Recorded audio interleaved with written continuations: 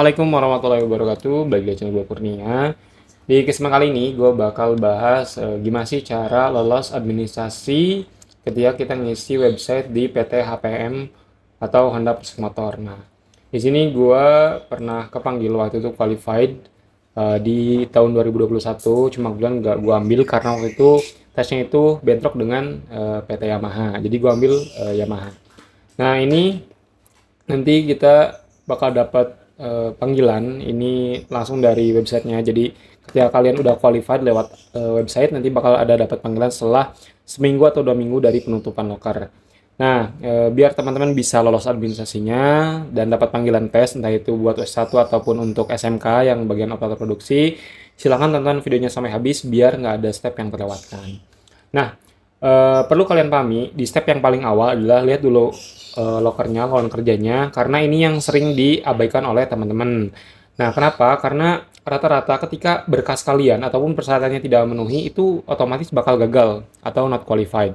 Nah, di sini contoh, ini kan ada untuk jurusan pendidikannya kan ada jelas nih, SMK Teknik Kendaraan Ringan, Teknik Sepeda Motor, Teknik Mesinan, dan lain sebagainya. Nah, apabila teman-teman emang jurusannya tidak sesuai, biasanya itu bakal not qualified. Kecuali emang nanti ada peraturan baru yang memungkinkan untuk diperbolehkan untuk jurusan lain.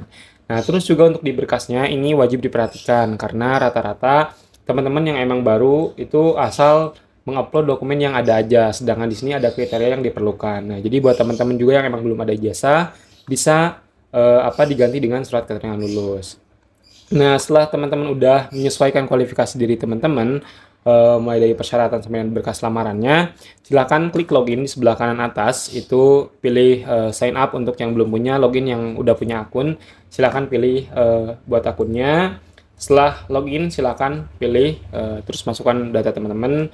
Nanti di bagian data biodata pribadi, nah di sini yang rata-rata sering salah, rata-rata sering invalid dalam pengisian datanya. Di sini silakan ikutin aja beberapa data yang sesuai dengan diri gua atau diri kalian. Dan mungkin untuk beberapa yang sifatnya umum, kalian bisa tiru aja, nggak apa-apa, bisa di-copy atau mungkin diganti beberapa kata aja. Nah, untuk biodata nggak gua lihatkan karena itu data pribadi, tapi ini mungkin umum ya, teman-teman. Kalian bisa copy aja. Jadi di sini wage, tulis saja angkanya, untuk height juga sama, shoe size juga sama. Terus di sini di karakter hobi, jangan ditulis satu kata aja gitu kan, contohnya rajin gitu, jangan, tapi ada beberapa kata sehingga membentuk suatu kalimat. Nah, terus untuk di sini di salary kalian bisa pilih fix, jangan negotiable, jadi itu udah pasti tanpa adanya negosiasi. Kalau gua dulu itu 4 juta, itu di bawah UMR, tapi kalian bisa sesuaikan dengan gaji yang kalian harapkan, expected salary. Terus untuk working readiness itu kesiapan kalian saat bekerja itu apakah segera mungkin ketika ada panggilan, apa kalian langsung siap atau mungkin perlu waktu aja atau perlu waktu dulu, itu silahkan kalian sesuaikan dengan diri kalian, tapi kalau gua waktu itu immediately. Terus di sini apakah kalian pernah tes di PT HPM? Kalau gua nggak pernah, jadi gue pilih no. Terus di sini jelas apakah ekspektasi kalian ketika kalian bekerja di HPM itu kayak gimana. Nah, ini waktu itu harapan gua ketika gua bisa kerja di HPM, ini gua tuliskan di deskripsinya. Terus ini kelebihan kita, strength dan weakness itu kelemahan kita. Nah, di sini rata-rata yang invalid itu yang DM ke gua, "Bang, kok di sini invalid ya?" Kata gua, "Coba cek di bagian weakness-nya, kelemahan dan strength-nya itu jangan satu kata aja gitu. Tapi coba bikin beberapa kalimat yang menjabarkan diri kalian." Terus di next, setelah kalian mengisi biodata, di bagian atasnya ada bagian edukasi. Untuk bagian edukasi itu sendiri, di sini ada formal sekolah, education, formal education. Waktu itu gue terakhir SMK kan. Terus jangan lupa masukin jurusannya. Terus di sini periodenya tahun berapa, IPK tuh nilai rata-rata rapot kalian. Terus di sini language information, bahasa yang kalian kuasai selain dari bahasa Indonesia. Terus di sini certificate information, kalau kalian punya skill atau kompetensi yang bersertifikat silahkan masukkan. Nah, terus masukkan di bagian job experiences gitu kan. Di sini ada pengalaman. Kalau waktu itu dulu gue masih punya satu pengalaman, tapi gue tambahkan di sini mulai dari posisinya apa, periodenya tahun berapa, dan salary kalian yang kalian dapat berapa. Nah, terus masuk ke bagian dokumen. Nah, ini nih yang sering diabaikan oleh teman-teman. Jadi mereka atau teman-teman merasa bahwasanya datanya udah lengkap, sedangkan berkas lamarnya yang ada tidak disesuaikan dengan persyaratan, itu yang jadi hambatan atau yang membuat data teman-teman bikin not qualified atau tidak sesuai. Nah, kalau di sini itu kan ada aturannya nih, harus maksimalnya tuh 2 MB. Nah, itu kalau gua pribadi menganggap 2 MB itu untuk semua nih, total dari berkas yang lamarannya itu total di bawah 2 MB jika dijumlahkan. Bukan artinya ini satu file di bawah 2 MB, tapi semua total disatuin di bawah 2 MB kayak gitu. Jadi sebisa mungkin untuk size-nya itu di bawah 2 MB.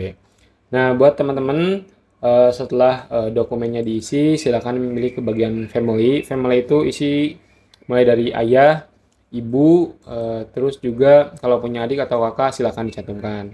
Nah, di sini mohon maaf kalau emang udah nggak ada, udah meninggal atau mungkin udah split up, keluarganya mungkin kalian tetap harus dimasukkan. Nah, terus kalian kalau di bagian activity, nah ini kan not qualified nih, karena waktu itu gue tidak sesuai nih data gue ketika gue melamar di posisi operator administrasi. Di bagian administrasinya gagal. Kenapa? Karena ada beberapa berkas yang nggak gue upload. Terus di nextnya gue isi dan ternyata qualified, dan gue dapat lanjutan ke bagian psikotes. Nah, psikotesnya ada dan gue dapat panggilan tes. Ini gak gue ambil dan gak gue isi, sehingga membuat di bagian di bagian activity-nya di bagian sini statusnya not qualified karena gagal, karena gak gue lanjutkan untuk pengisian tes psikotesnya. Nah, terus buat teman-teman nanti kalau emang udah lolos administrasi, di sini bakal berubah nih yang tadinya not qualified jadi qualified. Kalau udah qualified nanti teman-teman bakal dapat undangan tes kayak gini. Ini di waktu kurang lebihnya 3 jam, dilakukan secara online. Nanti kalau teman-teman udah lolos bakal dilanjutkan ke tahap interview beberapa hari atau beberapa minggu setelah pengumuman tes. Jadi mungkin itu aja. Semoga bermanfaat, maksimalkan kesempatan ini, semoga kalian terpanggil, semoga kalian ada rezekinya di PT HPM. Itu aja mungkin yang bisa gue sampaikan. Kalau ada pertanyaan atau mungkin masih bingung, silahkan tulis di kolom komentar. Atau buat teman-teman yang emang belum punya CV, kalian bisa desain di kita. Harganya range-nya di 15.000 sama 25.000 aja. Linknya ada di deskripsi video. Semoga bermanfaat. Gue Hiri wabillahi taufiq. Wassalamualaikum warahmatullahi wabarakatuh.